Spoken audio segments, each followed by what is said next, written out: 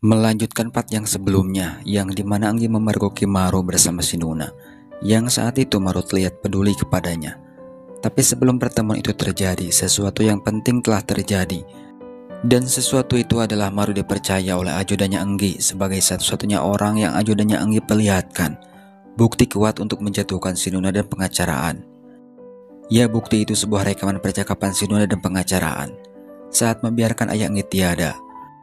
Tapi satu hal yang Maru dengar kalau Shinuna saat itu jelas-jelas ingin menolong suaminya. Maru juga tahu kalau otak yang mempengaruhi Shinuna adalah pengacaraan. Maru juga mendengar tentang masalah ayah ajudannya Anggi yang diancam pengacaraan. Yang jelas gara-gara ancaman tersebut juga ajudannya Anggi tak bisa apa-apa. Mendengar percakapan tersebut, ajudannya Anggi terlihat tertunduk di depan Maru dengan ekspresi merasa bersalah. Tapi nyatanya fokus Maru saat itu hanya pada Shinuna. Sekarang ia mengerti kenapa Shinuna bisa menjadi seperti itu. Maru ingat saat Shinuna masih susah-susahnya, yang dimana dulu Shinuna bermimpi menjadi orang kaya. Karena Shinuna tahu seperti apa jadi orang miskin itu. Dan akibat pemberitaan media massa beberapa waktu yang lalu, popularitasnya menurun. Bahkan ia berniat diturunkan oleh dewan direksi perusahaannya. Tak cuma Shinuna, Maru pun demikian. Tapi berbeda dengan Shinuna yang terlihat depresi menghadapi permasalahan tersebut, Maru malah sebaliknya.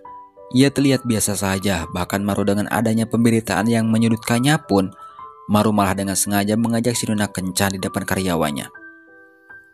Mendengar itu membuat Shinuna kaget, sampai akhirnya keduanya memutuskan untuk berkencan di sebuah taman. Di sana keduanya terlibat obrolan masa lalu keduanya, terutama Maru yang terus-menerus menceritakan kisah-kisahnya bersama Shinuna. Sampai pada suatu obrolan yang dimana Maru berandai-andai pada masa lalunya itu. Maru berandai-andai kalau dulu tidak menolong Shinuna dan membiarkan Shinuna mempertanggungjawabkan kesalahannya. Saat itu Maru dengan yakin dan berjanji takkan pernah meninggalkan Shinuna. Saat menceritakan itu Maru benar-benar sampai menangis, tapi ia menyembunyikan itu dari Shinuna. Ya, walaupun tangisannya itu ketahuan juga, yang berakhir keduanya sama-sama menangis. Maru juga merasa kalau Shinuna berubah itu salah satunya ya karena dirinya. Ia juga meminta Shinuna untuk menyudahi semuanya dan mempertanggungjawabkan perbuatannya.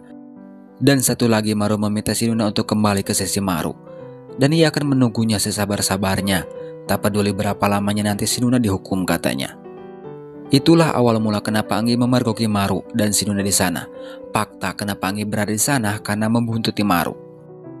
Dan setelahnya kabar mengejutkan kembali didengar oleh Maru dan Anggi. Keduanya mendapatkan kabar tentang ajudannya Anggi yang terlibat kecelakaan. Maru maupun Anggi yang menerima kabar tersebut terkejut dan keduanya langsung tahu kalau itu ulah siapa. Terlebih untuk Maru, ia ingat setelah memberikan bukti itu kepada dirinya, ajudannya Anggi berniat menasihati pengacaraan selaku teman baiknya dulu.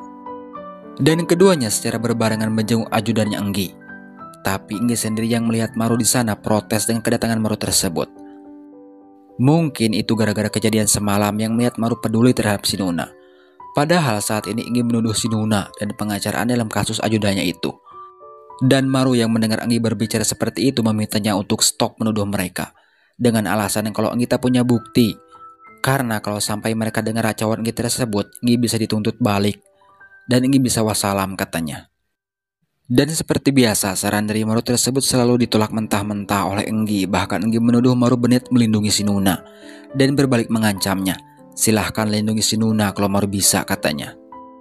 Dan yang anehnya saat Maru meminta Anggi untuk tidak menuduh sembarangan, nyatanya dirinya sendiri malah melakukan hal yang sama. Dan yang lebih parahnya lagi, Maru menuduh di depan muka orangnya langsung. Yang saat itu Maru menemui pengacaraan dan menuduh seperti yang Anggi tuduhkan tadi. Mendapatkan tuduhan seperti itu, jelas pengacaraan marah dan meminta bukti tentang pengacaraan dalang di balik kecelakaan ajudannya Anggi tersebut. Maru menjawab dengan jujur kalau ia tak punya bukti soal itu. Tapi kalau soal yang lain jangan tanya, katanya. Maru mengancam pengacaraan dengan pertanyaan. Apa ini cara pengacaraan membereskan orang yang menghalangi jalannya, katanya, sambil memperlihatkan bukti rekaman. Dan pembicaraan serius keduanya nyatanya didengar oleh Shinuna yang saat itu langsung panik ketakutan. Setelah menggertak pengacaraan, Maru kembali ke rumah sakit dan menemui Anggi. Ia datang ke sana untuk meminta Anggi ngobrol. Di awal obrolnya tak ada yang katanya basa-basi. Maru langsung menembak ke permasalahan. Maru terus-menerus menyindir Anggi yang katanya seperti orang dodol dan mencoba menyelidiki kasus ajudannya seorang diri tanpa memikirkan resikonya sama sekali. Masih dengan tampang sok jahatnya, Maru meminta Anggi untuk jangan jauh-jauh dari Maru, katanya. Ada-ada saja emang si Maru ini, yang memperlihatkan sikapnya sok sinis, tapi perkataannya sok manis di depan Anggi. Jelas Anggi yang mendengar itu menolak, karena menurut Anggi kalau Maru itu bukan siapa-siapanya. Bacotan Maru nyatanya bukanlah lawan sepadan buat Anggi. Bagaimana tidak, Anggi benar-benar dipermalukan. Yang Anggi pikir karena Maru mengkhawatirkannya dan peduli padanya. Tapi nyatanya Maru menganggap Anggi sebagai tawanannya, yang tentu saja itu hanya alibi Maru. Pada prakteknya apa yang Anggi inginkan saat ini sedang Maru lakukan. Dan Maru benar-benar memperlihatkan seperti bodyguard terlatih untuk Anggi saat itu. Maru melakukan itu bukan tanpa alasan, ia takut Anggi menjadi sasaran selanjutnya bagi pengacaraan. Setelah sibuk seharian menjadi bodyguard yang baik buat Anggi, Maru kembali ditemui si Nuna. Dan tahu apa yang si Nuna bicarakan dengan Maru? Yang pasti obrolan itu sukses membuat Maru kaget. Bagaimana tidak, si Nuna membawa dokumen-dokumen bukti kuat untuk memenjarakan Anggi. Ia meminta barter dengan bukti rekaman yang bisa memenjarakan dirinya dan pengacaraan kepada Maru. Mendengar itu membuat Maru geleng-geleng kepala. Ia tak menyangka kalau si Nuna yang ia elus-elus kemarin ternyata tak tahu caranya bertobat. Malah si Nuna membuat permasalahan yang baru. Entah tawaran si Nuna itu disetujui atau enggaknya, hanya keduanya yang tahu. Yang pasti setelah pertemuan itu Maru menemui Anggi. Maru dengan tampang serius meminta Anggi untuk kabur dengan Maru ke tempat yang hanya ada mereka berdua saja, katanya. Mendengar ocehan Maru yang tiba-tiba tersebut membuat Anggi bingung. Dan Anggi tak butuh lama untuk menolak ajakan Maru tersebut. Masih dengan dalih yang sama, yaitu Maru bukan siapa-siapanya Anggi lagi. Dan fokus utama Anggi saat ini adalah menyelidiki kasus ajudannya dengan cara menginterogasi anak buah pengacaraan. Anggi menginterogasinya dengan cara yang sangat kasar, tapi sayangnya Anggi tak mendapatkan apa-apa. Orang itu tak mau buka mulut untuk sekelas bacotan Anggi. Sedangkan Maru setelah mendapat penolakan dari Anggi tadi, ia kembali memutuskan untuk kembali menemui si Nuna. Ia ke sana guna untuk mengancamnya kalau bukti yang diinginkan si Nuna sudah Maru kirimkan ke polsek, katanya. Dan terungkap kenapa Maru tadi menemui Anggi. Ia berniat menerima tawaran si Nuna dan berniat pergi bersama Anggi. Tapi berhubung Anggi menolak dan memutuskan untuk meneruskan membasmi hama yang menyerang perusahaan peninggalan ayahnya, Maru menghargai itu. Dan sekarang ia berniat mengembalikan bola panas itu kepada si Nuna sendiri. Yang akhirnya Maru kembali berceramah di depan si Nuna dan berharap ceramahnya tersebut bisa membuat si Nuna bertobat. Dan di saat ceramah tersebut sedang berlangsung, hal-hal yang tak diinginkan Maru pun muncul, yaitu penyakitnya kambuh tepat di depan si Nuna. Si Nuna yang melihat itu terlihat khawatir. Ia juga mencoba mempertanyakan itu, tapi Maru tak pernah menjawabnya. Maru malah ngeloyor pergi begitu saja. Sesampainya di rumah, barulah Maru benar-benar pingsan. Melihat Maru tergeletak di lantai membuat teman dekatnya panik yang saat itu juga membawa Maru ke rumah sakit. Dan orang yang paling sedih dengan keadaan Maru tersebut adalah adiknya. Ia menyalahkan dirinya sendiri yang tak tahu sama sekali kondisi kakaknya tersebut. Untungnya Maru bisa kembali sadar, dan ternyata selama ini dokter yang menangani Maru adalah guru dokternya sendiri, yang dulu seringkali dibuat kesal dengan kepintaran Maru. Faktanya gurunya itu juga tahu soal Anggi dan segala permasalahan yang dialami Maru, dan tentunya ia tahu betul kondisi Maru saat ini, yang ternyata kondisinya sangat memprihatinkan. Dikatakannya kalau Maru harus sesegera mungkin dioperasi, dan tingkat keberhasilannya pun terbilang cukup membuat Maru takut. Tahu kalau resikonya sebesar itu, gurunya dengan bermurah hati dan tak bisa ditawar-tawar lagi memberikan waktu 1 malam untuk menyelesaikan permasalahan Maru. Dan di lain sisi ada si Nuna yang sedang merenungkan ceramah dari Maru tadi. Di saat yang sama ia didatangi kakak kurang ajarnya sendiri. Untuk kali ini kakaknya tersebut tidak lagi kurang ajar, malahan sebaliknya. Ia meneruskan ceramah Maru untuk si Nuna supaya cepat bertobat. Tak lupa untuk membuat si Nuna sadar, kakaknya mengatakan informasi yang membuat si Nuna syok, yaitu tentang kondisi Maru saat ini. Dan informasi tersebut juga si Nuna teruskan kepada Anggi yang kondisinya persis sama dengan si Nuna setelah mendengar kabar buruk tersebut.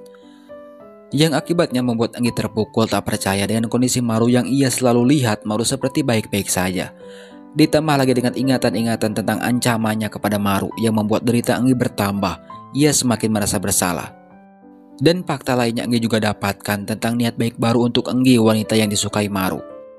Sampai akhirnya Anggi berniat menemui Maru di rumah sakit. Tapi ketika ia sampai di depan pintu kamar Maru, Anggi berubah pikiran. Ia lebih memilih pergi dan lebih memilih merahasiakannya dari Maru kalau Anggi tahu semuanya.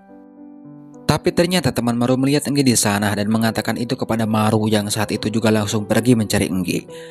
Di saat yang sama Shinuna mendapatkan ancaman dari pengacaraan yang berniat melenyapkan Enggi.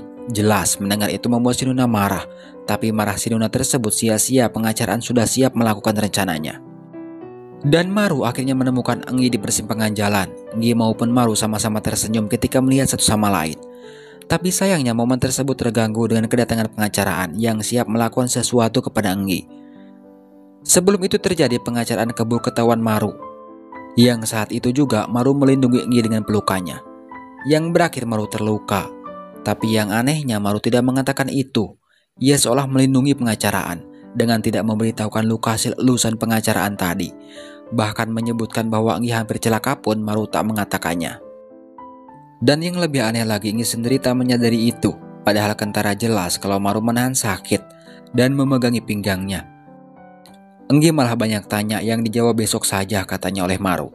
Tapi satu pertanyaan Enggi yang membuat Maru tak tahan untuk mengatakannya, yaitu ketika Enggi bertanya tentang Maru yang tak menghindar saat adu mobil dengannya. Dan Maru menjawab pertanyaan Enggi tersebut dengan kebohongan, padahal dalam hatinya berkata Maru saat itu memang berniat mengakhiri semuanya. Setelah percakapan singkat Enggi dan Maru tersebut, tiba saatnya keduanya berpisah. Dan tepat Maru menjauhi Enggi, Maru terjatuh tak sadarkan diri. Di saat bersamaan Shinuna menyerahkan diri ke polsek. Ia mengakui semua kesalahannya. Ia juga melindungi pengacaraan dengan mengakui apa yang dilakukannya selama ini atas perintah Shinuna katanya. Dan satu lagi yang lebih penting, Shinuna juga membersihkan nama Maru dari kasus yang sudah lampau. Ia mengakui semuanya. Yang akhirnya Shinuna diadili dan berhasil menyelesaikan hukumannya setelah 7 tahun berlalu. Dan selama itu juga ada kehidupan yang lain yang dirasakan Enggi dan Maru. Semua kehidupan di keduanya berubah total.